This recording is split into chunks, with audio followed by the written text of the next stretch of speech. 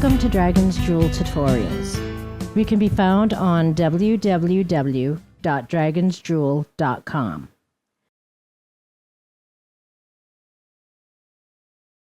Norwegian white wool comes from Norway, of course, originally from what was called Old Norwegian sheep. The Old Norwegian is of the Old Northern short-tailed breed. This breed is thought to be of the origin of the Icelandic breeds. The sheep are small-framed with good legs and a fleece varying in color from almost white to grayish, dark brown, badger face, mouflon pattern, and black. Normally, the sheep shed their fleece naturally in early July.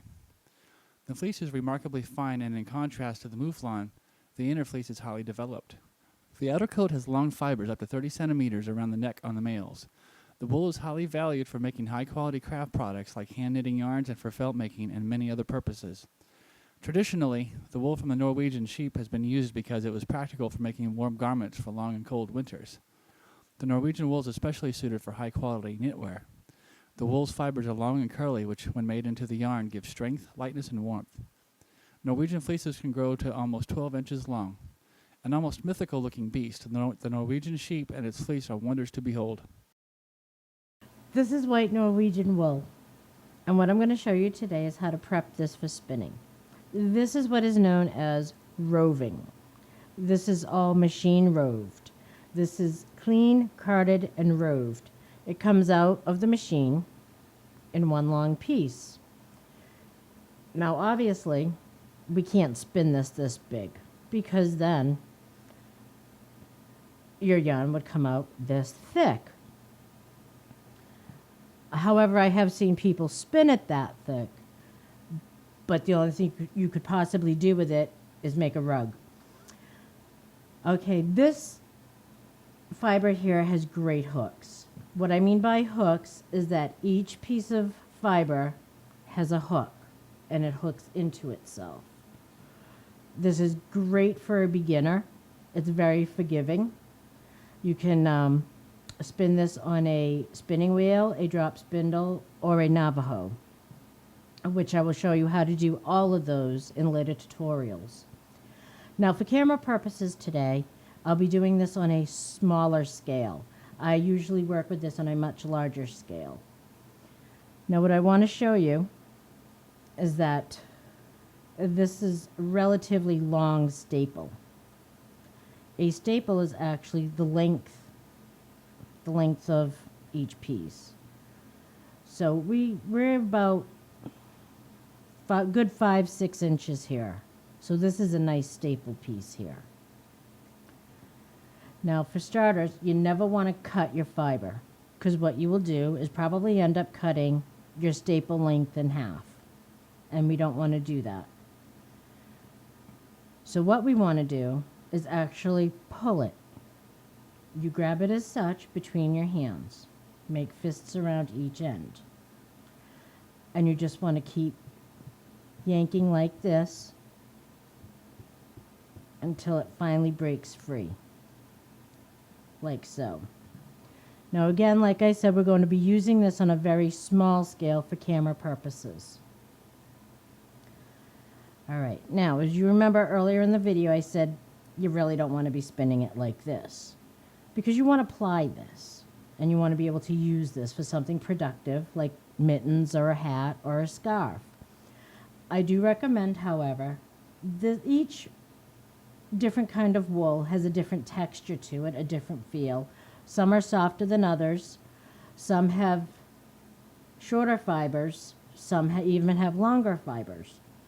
This is a bit coarse. It is warm, however. This is very suitable for outerwear, as for mittens, hats, scarves. However, this is something you may want to mix with Angora. It will soften it up a little bit. And if you have any allergens to wool, then I suggest you find an alternative method. I myself, I have allergens to wool. That's why I can't use it on like a 4-pound scale. I can do maybe a pound at a time. Now what we want to do is that we want to split this to prepare for our spinning. So you want to lay it out, and you want to just eyeball the middle of it. It's about right like that. and just pull it apart. Now you have two pieces. That's still a little thick to spin. Your yarn would come out like that, still kind of way too chunky to even ply. So what we're going to do, you eyeball the middle again, and we're going to separate that again. Go back, and we're going to separate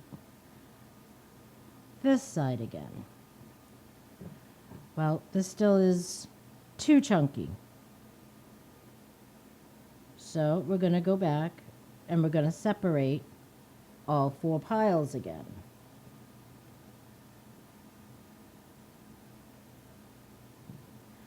This is something that you can do in front of the television or something like that. Get it all done up ahead of time. That's what I usually do. Okay, now get that out of the way. Okay, now we have all of this. Now what we need to do is pre-draft this for spinning. Now some people will draft it as they spin it. I prefer to pre-draft it. So what you want to do is start at your end and you just want to thin it out a little bit, and you want to just keep doing this. You want to grab it and pull it. This way, when you spin it, your yarn will be spun tightly and it will be approximately this thick here. This is good for plying. This would make a wonderful scarf, hat, pair of mittens, even some bedtime booties. And you just want to keep doing this. You just want to try to be consistent in your pulls so that you don't have some sections that are chunkier than others.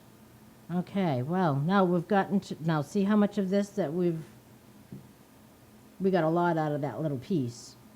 Now what you want to do now, we've run out of wool. Now we have to add to it. You just take your next piece, lay it over as such, and just continue your process. This is called pre-drafting.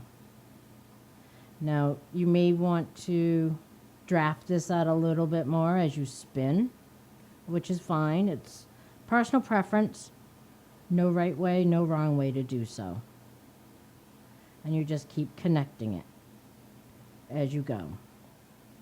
If you break a piece off, it broke off.